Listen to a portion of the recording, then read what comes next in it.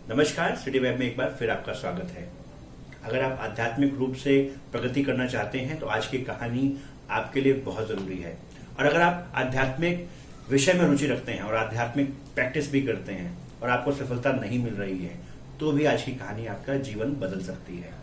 इससे पहले अगर आपने हमारे चैनल को सब्सक्राइब नहीं करा है तो आप जरूर सब्सक्राइब कर लें और बेल आइकन का बटन दबाना बिल्कुल ना भूलें। एक बार की बात है, महान दार्शनिक सुकरात, जिनको सोक्रेटिस इंग्लिश में कहा जाता है, आपके पास एक शिष्य आए और आपने बोला कि मैं जीवन में बहुत प्रयास करने के बाद भी सफलता हासिल नहीं कर पा रहा हूं। ना ही मुझे आध्यात्मिक सफलता मिल रही है, ना ही मुझे भौतिक रूप से जीवन में कुछ प्राप्त हो पा रहा है। आप मुझे कोई ऐसा रास्ता बताएं, कोई ऐसा कारण बताएं कि जिसके कारण से मैं कामयाब नहीं हो पा रहा हूं। आपने महान दार्शनिक सुकरात ने आपको बोला कि कल सुबह 5 बजे आप मुझे नदी के किनारे मिलना। अगले दिन सुबह नदी के किनारे आपके शिष्य और आप दार्शनिक सुकरात दोनों ही वहां पे मौजूद थे। आपने सुबह सुबह उस शिष्य को पानी में घुटने तक लेके गए और बोला कि क्या आपको कारण मालूम चल गया? तो शिष्य ने बोला कि नहीं, मुझे तो कारण मालूम नहीं चला कि मैं आध्यात्मिक रूप से और भौतिक रूप से कामयाब नहीं हो पा रहा हूं। बोले ठीक है, आप कल सुबह फिर से मेरे पास आना और इसी जगह पे मैं आपको बताऊंगा कि आप कामयाब क्यों नहीं हो पा रहे हो। अगले दिन फिर ऐसा ही हुआ। ये शिष्य और सुकरात दोनों के दोनों सुबह पहुंचे 5 बजे और अगले दिन दार्शनिक को आकर उन्होंने बोला कि आज तो आप मुझे बता ही दीजिएगा कि वो कौन सा कारण है। तो सुकरात ने भी बोला कि ठीक है, आप पानी के अंदर आइए। आप पानी के अंदर गए और उस व्यक्ति को कमर तक पानी के अंदर डुबो दिया। कमर तक दोनों खड़े रहे और बोले अब तो आपको मालूम चल गया होगा। बोले नहीं, मुझे तो मालूम नहीं चला। बोले ठीक है, आप कल फिर से आइएगा।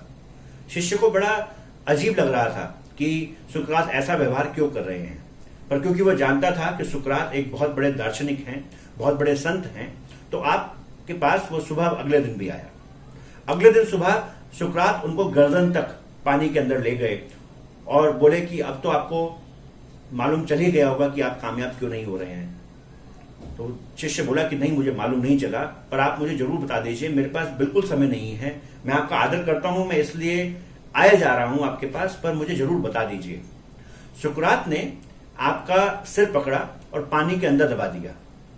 अब जब वो आदमी पानी के अंदर गया, सिर जब उसका पानी के अंदर सुकरात ने पकड़ के पानी के अंदर डाल दिया तो वो बहुत छटपटा रहा था।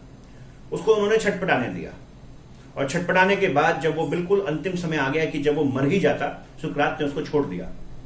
जब सुकरात ने उसको छोड़ दिया तो ये आदमी एकदम सांस लेने के लिए उतारू था और ये एकदम छटपटाने लगा और गर्दन ऊपर करके सांस लेने लगा। इसके बाद आप दोनों पानी से बाहर आ गए। इसको बहुत गुस्सा आ रहा था अपने गुरु के ऊपर, सुकरात के ऊपर बहुत गुस्सा आ रहा था और ये बहुत गुस्से में था। तो सुकरात ने बोला तो आपको आज मालूम चला कि आपको कामयाबी के लिए क्या चाहिए, चाहे वो आध्यात्मिक कामयाबी हो, चाहे वो दुनिया की कामयाबी हो, आपको क्या चाहिए?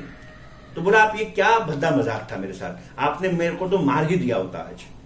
सुकरात बोले कि अच्छा मुझे एक बात बताओ, जब आप पानी के अंदर थे तो आपको सबसे ज्यादा जरूरत किस चीज की थी? तो इस शिष्य ने बोला कि मुझे सबसे ज्यादा जरूरत उस समय हवा की थी, ऑक्सीजन की थी, श्वास लेने की सबसे ज्यादा जरूरत थी। बोले जी हाँ बिल्कुल। फिर आपने क्या किया?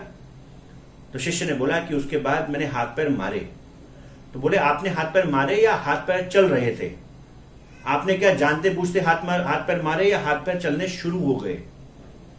तो शिष्य ने थोड़ा सोचा और बोला कि नहीं, मैं तो हाथ पैर मार नहीं रहा था, मेरे हाथ पैर चल रहे थे। बोले बिल्कुल, आपके हाथ पैर चल रहे थे।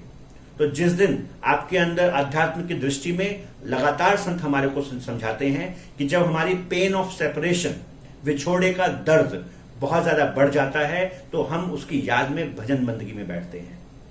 हमारे को हमेशा संत यही बताते हैं क्योंकि अभी हमारे अंदर परमात्मा के मिलन की भूख नहीं है, इसलिए हम भजन बंदगी नहीं करते।